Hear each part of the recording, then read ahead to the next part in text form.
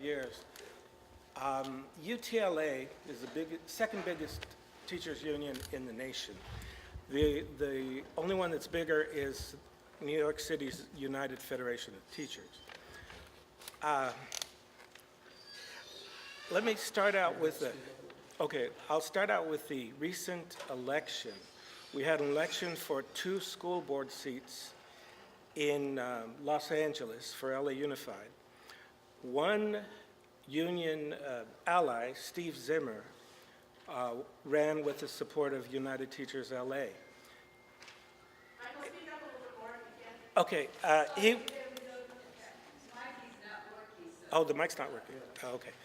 He was opposed by, in his district, by Nicholas Melvoin, who's a former Teach for America alumnus, and also he was supported by CCSA. What is shocking is the amount of money they spent. Melvoin was, they spent about $14 million, over $14 million, supporting 2 candidates. Melvoin in the west side of LA, which is upper middle class, more white, and Kelly Gonez in the east San Fernando Valley, which is more Latino, more working class. Both of them won against their opponents, and the one opponent was Steve Zimmer. They ran an interesting campaign, and UTLA tried to run a campaign that concentrated on money spent on media. Well, it seems to me that that's really a very hard opponent to take on, an opponent that has bottomless pockets. So UTLA mustered, I believe, about $3 million in terms of like-kind contributions and some direct contributions. And they couldn't compete. They acknowledge, the leadership of UTLA acknowledges that what could have gotten them over was to target the voters that would understand more clearly what's at stake. But the only way they could see to do that was through the media, and they just couldn't get that kind of money behind it. So I'm not sure that they really have a clear idea as to how to actually support political candidates, because just saying that this candidate or that candidate has the backing of United Teachers LA is not enough, not in this environment. Okay, so that's over and done with. We now have a 7-member board that has 5 pro-charter members, and we have the largest, one of the largest charter populations in the nation, certainly in the state, if not in the nation. About 1/5 of the student population, about 130,000 kids, attend charter schools. Now, the charter schools are concentrated on the west side, where Zimmer was, and on the east side. The east side of LA and central LA is more black and brown. And on the west side, as I mentioned, it's more upper middle class.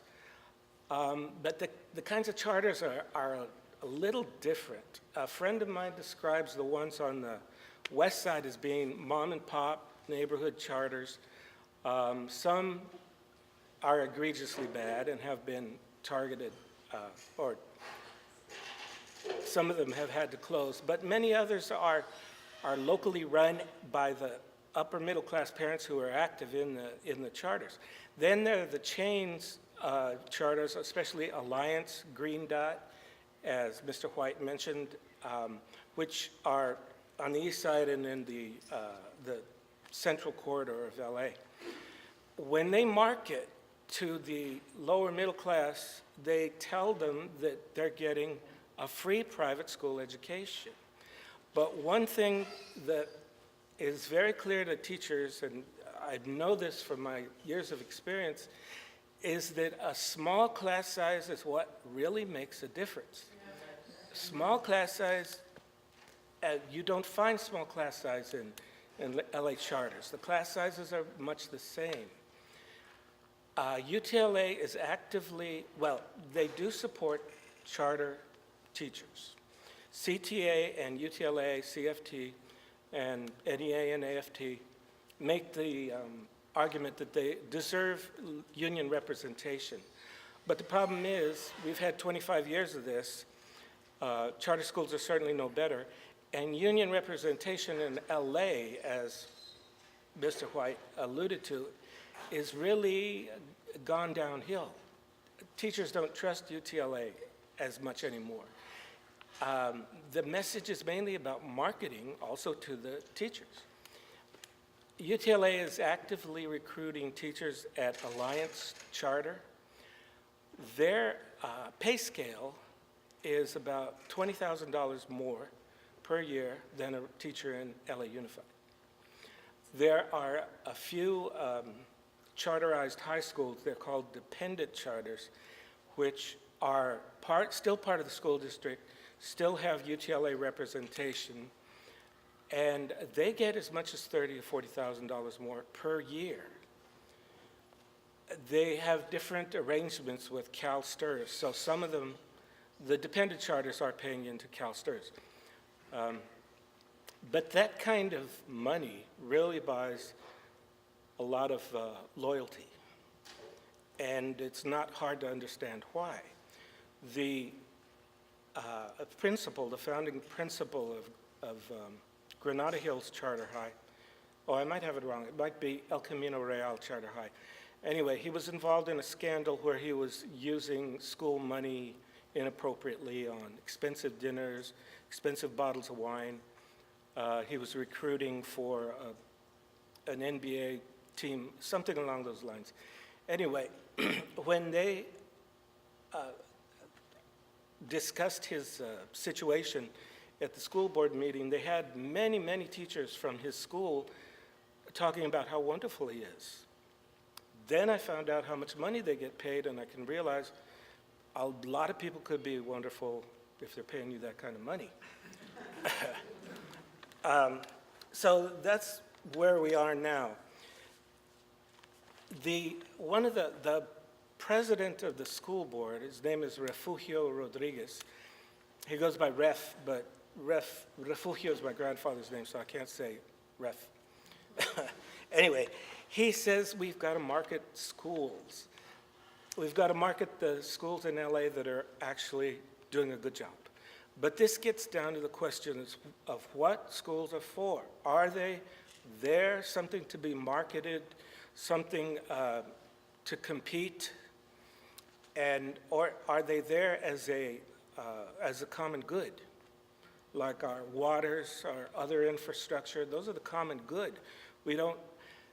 I really bristle at the idea of paying to get on a toll road, but sometimes you got to do it. But I see those things as being the common good which we've paid for, and we should pay for their upkeep. Let's see, what else? Oh,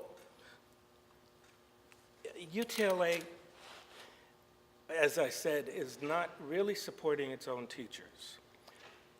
One of the things they did that was very bad, and they've had a series of lackluster leadership, they gave away our group legal services. All CTA members are covered by group legal services, but UTLA did away with that about 2005 because they ran into money troubles. The way that our bylaws were written, it was very hard for them to raise dues. So they stopped paying into CTA group legal services, and that left many teachers vulnerable. That's what Mr. White was talking about.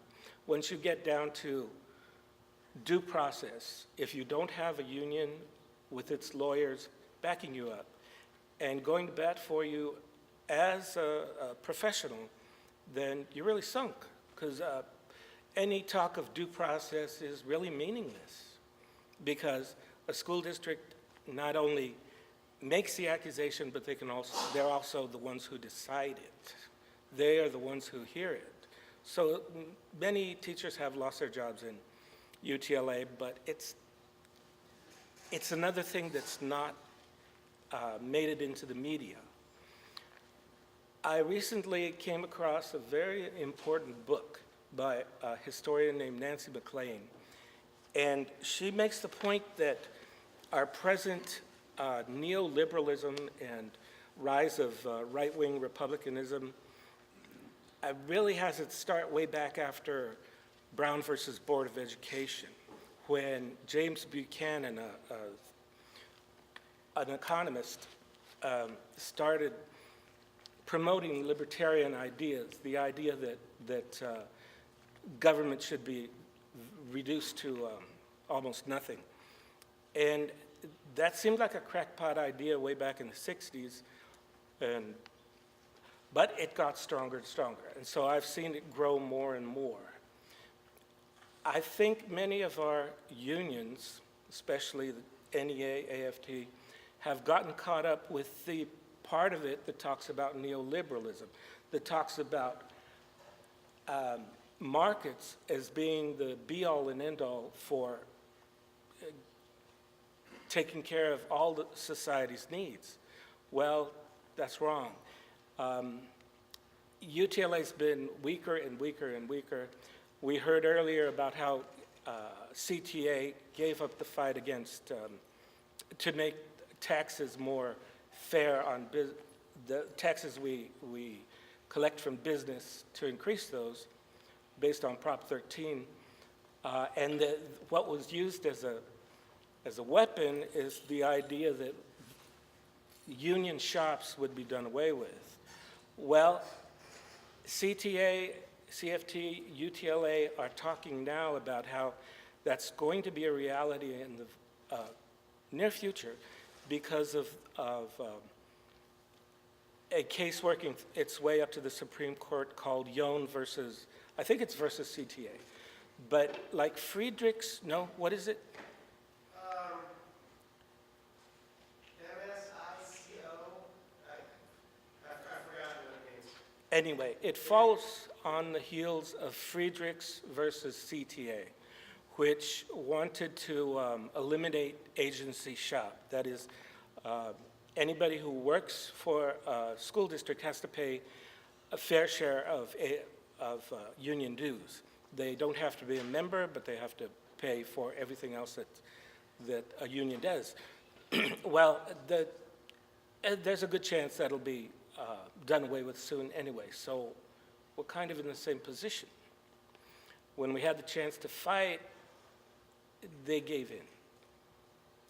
And it's continued that way up until now. I mentioned Nancy McLean's book. She points out that the Kochs got involved around 1970, and they continued. They're the ones behind the money. They're the ones behind the Cato Institute, also ALEC, of course.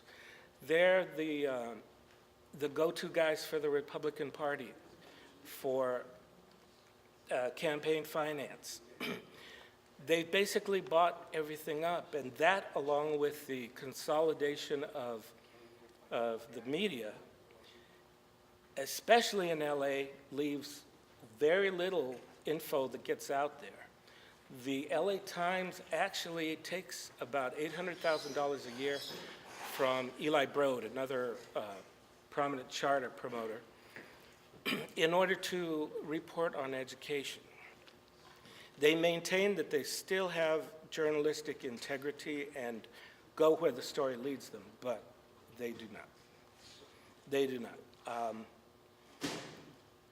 So I'm just wondering how long it's going to take, how far we'll have to go, how close we'll get to the ugly labor situation we had at the beginning of the century, last century, before people realize that we do have to exercise our own power and make our nation the democracy that we all consider it to be.